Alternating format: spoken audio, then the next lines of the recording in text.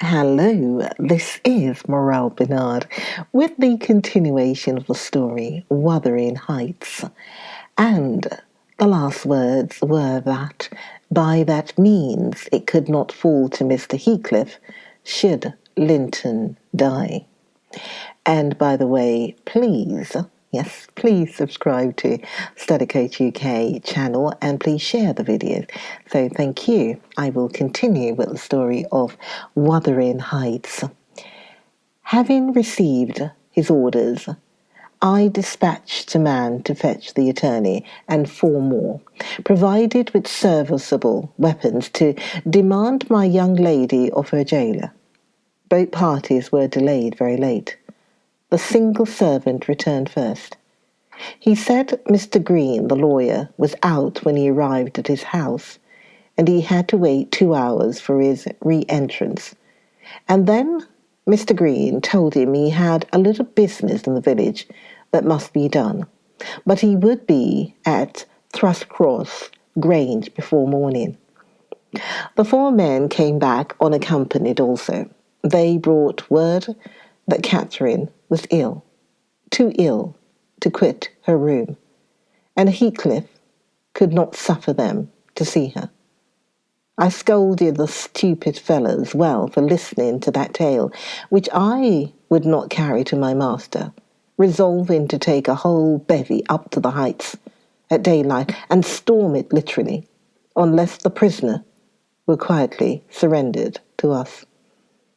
Her father shall see her, I vowed and vowed again, if that devil be killed on his own door's stones in trying to prevent it. Happily, I was spared the journey and the trouble. I had gone downstairs at 3 o'clock to fetch a jug of water, and was passing through the hall with it in my hand, when a sharp knock at the door made me jump. "Oh, it is Green," I said, recollecting myself, only Green. And I went on, intending to send somebody else to open it. But the knock was repeated, not loud, and still importunately. I put the jug on the banister and hastened to admit him myself. The harvest moon shone clear outside. It was not the attorney. My own sweet little mistress sprang on my neck sobbing, "Ellen, Ellen, is Papa alive?" "Yes," I cried. "Yes, my angel, he is. God be thanked. You are safe with us again." She wanted to run, breathless as she was, upstairs to Mr. Linton's room, but I compelled her to sit down on a chair and made her drink and washed her pale face, chafing it into a faint colour with my apron. Then I said I must go first and tell of her arrival, imploring her to say she should be happy with young Heathcliff. She stared, but soon comprehending why I counselled her to utter the falsehood, she assured me she would not complain. I couldn't abide to be present at their meeting. I stood outside the chamber door a quarter of an hour, and hardly ventured near the bed then. All was composed, however. Catherine's despair was as silent as her father's joy. She supported him calmly, in appearance, and he fixed on her features his raised eyes that seemed dilating with ecstasy. He died, blissfully. Mr. Lockwood. He died so.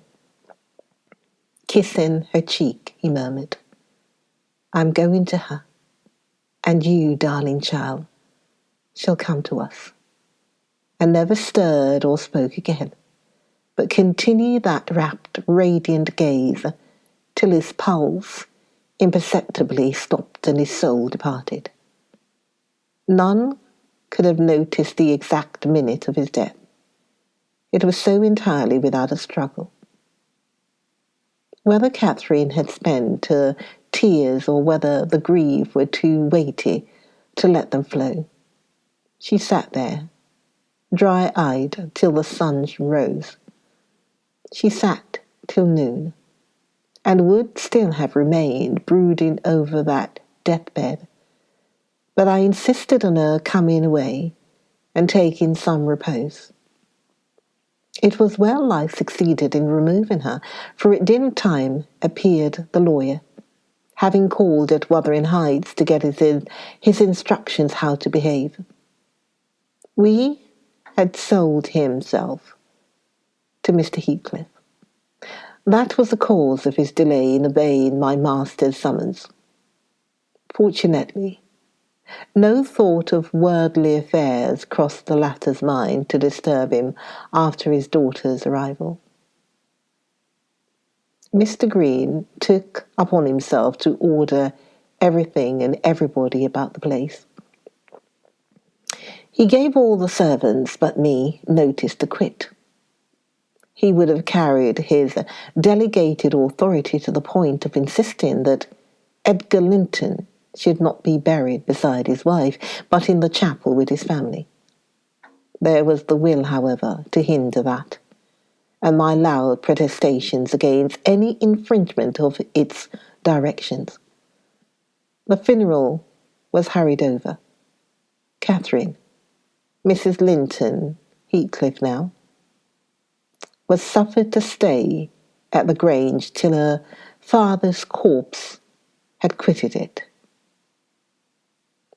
She told me that her anguish had at last spurred Linton to incur the risk of liberating her.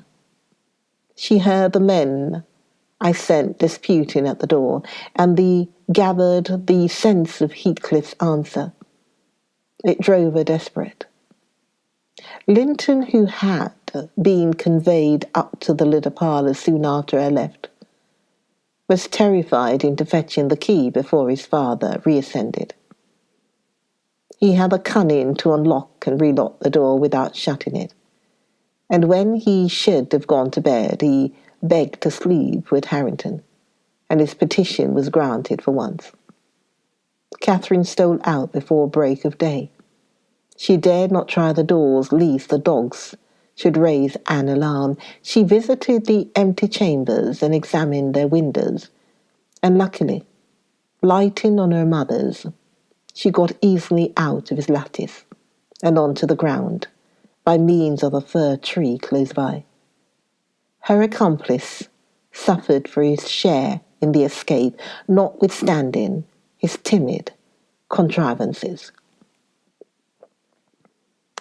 The evening after the funeral, my young lady and I were seated in the library, now musing mournfully, one of us despairingly, on our loss, now venturing conjectures as to the gloomy future. We had just agreed the best destiny which could await Catherine would be a permission to continue resident at the Grange, at least during Linton's life, he being allowed to join her there, and I to remain as housekeeper. That seemed rather too favourable an arrangement to be hopeful, and yet I did hope and began to cheer up under the prospects of retaining my home and my employment, and above all, my beloved young mistress. When a servant, one of the discarded ones, not yet departed, rushed hastily in and said, "That devil Heathcliff was coming through the court. Should he fasten the door in his face?" If we had been mad enough to order that proceeding, we had not time. He made no ceremony of knocking or announcing his name. He was master, and availed himself of the master's privilege to walk straight in without saying a word. The sound of our informant's voice directed him to the library. He entered and, motioning him out, shut the door. It was the same room into which he had been ushered as a guest 18 years before. The same moon shone through the window, and the same autumn landscape lay outside. We had not yet lighted a candle. But all the apartment was visible, even to the portraits on the wall, the splendid head of Mrs. Linton, and the graceful one of her husband. Heathcliff advanced to the hearth. Time had little altered his person either. There was the same man, his dark face rather sallower and more composed, his frame a stone or two heavier, perhaps, and no other difference. Catherine had risen with an impulse to dash out when she saw him. "Stop," he said, arresting her by the arm. "No more run-ins away. Where would you go?" "I'm going to fetch you home. And I hope you'll be a dutiful daughter and not encourage my son to further disobedience." I was embarrassed how to punish him when I discovered his part in the business. He's such a cobweb. A pinch would annihilate him, and you'll see by his look that he has received his due. I brought him down one evening the day before yesterday and just set him in a chair and never touched him afterwards. I sent Harrington out, and we had the room to ourselves. In 2 hours I called Joseph to carry him up again, and since then my presence is as potent on his nerves as a ghost. And I fancy he sees me often, though I'm not near. Harrington says he wakes and shrieks in the night by the hour altogether, and calls you to protect him from me. And whether you like your precious mate or not, you must come. He's your concern now. I yield all my interest in him to you." "Why not let Catherine continue here?" I pleaded, "and send Master Linton to her? As you hate them both, you'd not miss them. They can only be a daily plague to your unnatural heart." "I'm seeking a tenant for the Grange," he answered, "and I want my children about me to be sure. Besides, that lass owes me her services for her bread. I'm not going to nurture her in luxury and idleness after Linton is gone. Make haste and get ready now, and don't oblige me to compel you." "I shall," said Catherine. "Linton is all I have to love in the world, and though you have done what you could to make him hateful to me, and me to him, you cannot make us hate each other. And I defy you to hurt him when I'm by, and I defy you to frighten me." "You are a boastful champion," replied Heathcliff, "but I don't like you well enough to hurt him. You shall get the full benefit of the torment, as long as it lasts. It is not I who will make him hateful to you. It is his own sweet spirit. He's a bitter's gall at your desertion and its consequences. Don't expect thanks for this noble devotion. I heard him draw a pleasant picture to Zillah of what he would do if he were as strong as I. The inclination is there, and his very weakness will sharpen his wits to find a substitute for strength." "I know he has a bad nature," said Catherine. "He's your son. But I'm glad I have a better to forgive it, and I know he loves me, and for that reason I love him. Mr. Heathcliff, you have nobody to love you, and however miserable you make us, we shall still have the revenge of thinking that your cruelty arises from your greater misery. You are miserable, are you not?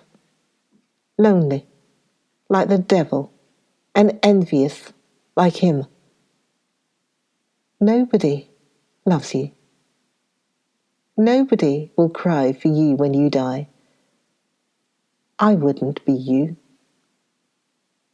Catherine spoke with a kind of dreary triumph.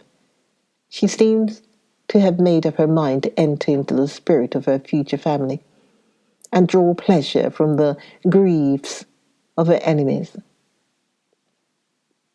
"You shall be sorry to be yourself presently," said her father-in-law. "If you stand there another minute, begone, witch, and get your things." She scornfully withdrew. In her absence, I began to beg for Zilla's place at the Heights, offering to resign mine to her, but he would suffer it on no account. He bid me be silent, and then, for the first time, allowed himself a glance round the room and a look at the pictures. Having studied Mrs. Linton's, he said, I shall have that home, not because I need it, but... He turned abruptly to the fire and continued with what, for lack of a better word, I must call a smile.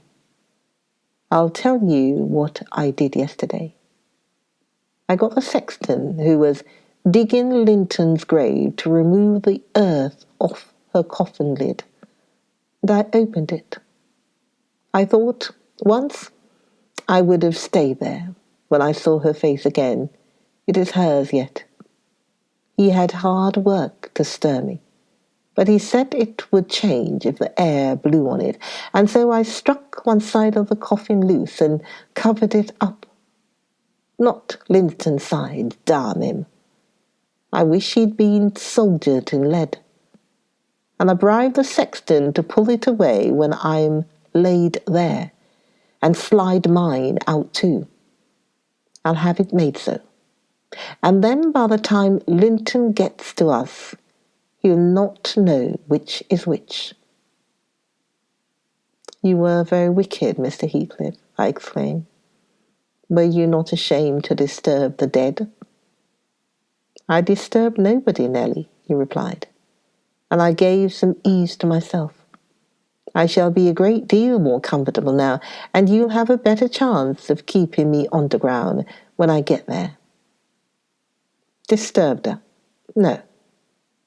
She has disturbed me, night and day, through 18 years, incessantly, remorselessly, till yesterday night. And yesternight I was tranquil. I dreamt I was sleeping the last sleep by that sleeper, with my heart stopped and my cheek frozen against hers. And if she had been dissolved into earth or worse, what would you have dreamt of them, I said. Of dissolving with her and being more happy still, he answered. Do you suppose I dread any change of that sort? I expected such a transformation on raising the lid, but I'm better pleased that it should not commence till I share it. Besides, unless I had received a distinct impression of her passionless features, that strange feeling would hardly have been removed. It began oddly. You know, I was wild after she died, and eternally, from dawn to dawn, praying her to return to me her spirit. I have a strong faith in ghosts. I have a conviction that they can, and do, exist among us. The day she was buried, there came a fall of snow. In the evening I went to the churchyard. It blew bleak as winter. All round was solitary. I didn't fear that a fool of a husband would wander up the glen so late, and no one else had business to bring them there. Being alone and conscious of 2 yards of loose earth was the sole barrier between us. I said to myself, I'll have her in my arms again. If she be cold, I'll think it is the north wind that chills me, and if she be motionless, it is sleep. I got a spade from the tool house and began to delve with all my might. It scraped the coffin. I fell to work with my hands. The wood commenced cracking about the screws. I was on the point of attaining my object when it seemed that I heard a sigh from someone above, close at the edge of the grave, and bending down. If I can only get this off, I muttered. I wish they may shovel in the earth over us both. And I wrenched at it more desperately still. There was another sigh close at my ear. I appeared to feel the warm breath of it displacing the sleet-laden wind. I knew no living thing in flesh and blood was by. But as certainly as you perceive the approach to some substantial body in the dark, though it cannot be discerned, so certainly I felt that Cathy was there, not unto me, but on the earth. A sudden sense of relief flowed from my heart through every limb. I relinquished my labour of agony and turned consoled at once, unspeakably consoled. Her presence was with me. It remained while I refilled the grave and led me home. You may laugh if you will, but I was sure I should see her there. I was sure she was with me, and I could not help talking to her. Having reached the heights, I rushed eagerly to the door. It was fastened, and I remember that accursed Earnshaw and my wife opposed my entrance. I remember stopping to kick the breath out of him, and then hurrying upstairs to my room and hers. I looked round impatiently. I felt her by me. I could almost see her, and yet I could not. I ought to have sweat blood then, from the anguish of my yearning, from the fervour of my supplications to have but one glimpse. I had not one. She showed herself, as she often was in life, a devil to me. And since then, sometimes more and sometimes less, I've been the sport of that intolerable torture, infernal, keeping my nerves at such a stretch that, if they had not resembled catgut, they would long ago have relaxed to the feebleness of lintons. When I sat in the house with Harrington, it seemed that on going out I should meet her. When I walked on the moors, I should meet her coming in. When I went from home, I hastened to return. She must be somewhere at the Heights, I was certain. And when I slept in her chamber, I was beaten out of that. I couldn't lie there, for the moment I closed my eyes, she was either outside the window, or sliding back the panels, or entering the room, or even resting her darling head on the same pillow as she did when a child. And I must open my lids to see.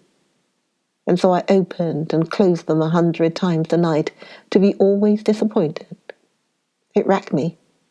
I've often groaned aloud, till that old rascal Joseph no doubt believed that my conscience was playing the fiend inside of me.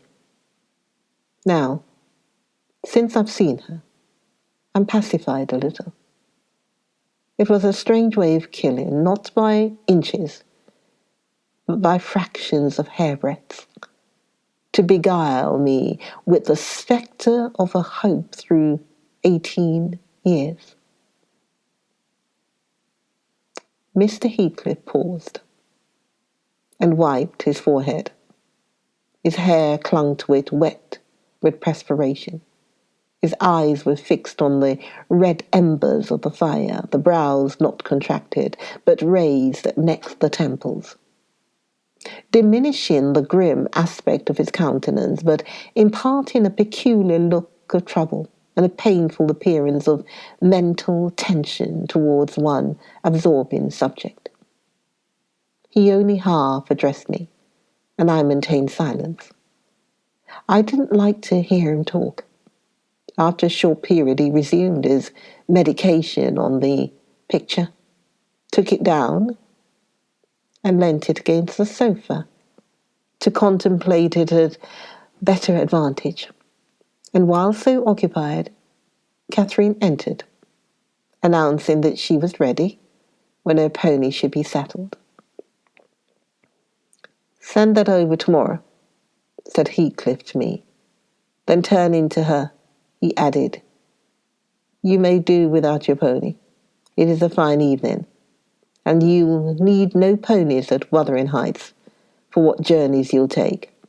Your own feet will serve you. Come along." "Goodbye, Ellen," whispered my dear little mistress, as she kissed me. Her lips felt like ice. "Come and see me, Ellen," Don't forget. Take care. You do no such thing, Mrs. Dean, said her new father.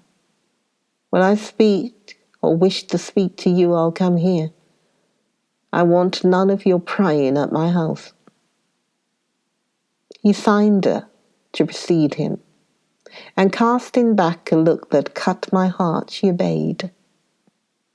I watched them from the window walk down the garden. Heathcliff fixed Catherine's arm onto his, though she disputed the act at first, evidently, and with rapid strides he hurried her into the alley, whose trees concealed them. I had paid a visit to the Heights, but I have not seen her since she left. Joseph held the door in his hand when I called to ask after her, and wouldn't let me pass. He said Mrs. Linton was trying, and the master was not in. Zillah has told me something of the way they go on, otherwise I should hardly know who was dead and who was living. She thinks Catherine haughty, and does not like her. I can guess by her talk. My young lady asked some aid of her when she first came, but Mr. Heathcliff told her to follow her own business and let his daughter-in-law look after herself. And Zillah willingly acquiesced, being a narrow-minded, selfish woman. Catherine evinced the child's annoyance at this neglect, repaid it with contempt, and thus enlisted my informant among her enemies, as surely as if she had done her some great wrong. I had a long talk with Zillah about 6 weeks ago, a little before you came, sir, one day when we foregathered on the moor, and this is what she told me. The first thing Mrs. Linton did, she said, on her arrival at the Heights, was to run upstairs without even wishing good evening to me and Joseph. She shut herself into Linton's room and remained till morning. Then, while the master and Earnshaw were at breakfast, she entered the house and asked all in a quiver if the doctor might be sent for. Her cousin was very ill. We know that, answered Heathcliff, but his life is not worth a farthing, and I won't spend a farthing on him. But I cannot tell how to do, she said, and if nobody will help me, he'll die. Walk out of the room, cried the master, and let me never hear a word more about him. None here care what becomes of him if you do act the nurse, if you do not lock him up and leave him. Then she began to bother me, and I said I'd had enough play with the tiresome thing. We each had our task, and hers was to wait on Linton. Mr. Heathcliff bid me leave that labour to her. How they managed together I can't tell. I fancy he fretted a great deal and moaned himself night and day, and she had precious little rest. One could guess by her white face and heavy eyes. She sometimes came into the kitchen all wildered-like, and looked as if she would fain beg assistance, but I was not going to disobey the master. I never dare disobey him, Mrs. Dean, and though I thought it wrong that Kenneth should not be sent for, it was no concern of mine either to advise or complain, and I always refused to meddle. Once or twice, after we had gone to bed, I've happened to open my door again and seen her sitting crying on the stairs top. And then I've shut myself in quick for fear of being moved to interfere. I mean, I did pity her then, I'm sure. Still, I didn't wish to lose my place, you know. At last, one night, she came boldly into my chamber and frightened me out of my wits by saying, "Tell Mr. Heathcliff that his son is dying. I'm sure he is this time. Get up instantly and tell him." Having uttered this speech, she vanished again. I lay a quarter of an hour listening and trembling. Nothing stirred. The house was quiet. "She's mistaken," I said to myself. "He's got over it. I needed to disturb them, and I began to doze. But my sleep was marred a second time by a sharp ringing of the bell, the only bell we have, put up on purpose for Linton, and the master called to me to see what was the matter, and informed them that he wouldn't have that noise repeated. I delivered Catherine's message. He cursed to himself, and in a few minutes came out with a lighted candle and proceeded to their room. I followed. Mrs. Heathcliff was seated by the bedside, with her hands folded on her knees. Her father-in-law went up, held the light to Linton's face, looked at him, and touched him. Afterwards he returned and turned to her. "Now, Catherine," he said, "how do you feel?" She was dumb. "How do you feel, Catherine?" he repeated. "He's safe, and I'm free," she answered. "I should feel well, but," she continued with a bitterness she couldn't conceal, "you have left me so long to struggle against death alone, that I feel and see only death. I feel like death." And she looked like it too. I gave her a little wine. Harrington and Joseph, who had been wakened by the ringing and the sound of feet, and heard our talk from outside, now entered. Joseph was fain, I believe, of the lad's removal. Harrington seemed a thought bothered, though he was more taken up with staring at Catherine than thinking of Linton. But the master bid him get off to bed again. We didn't want his help. He afterwards made Joseph remove the body to his chamber, and told me to return to mine. And Mrs. Heathcliff remained by herself. Join me. Join me. Oh, it's dark. Wuthering Heights is a dark story, places. Join me. Join me for the next video of Wuthering Heights. Join me for the next video of Wuthering Heights. And we are slowly getting to the end of the story, but join me for the next video of Wuthering Heights. I'll see you then. Bye.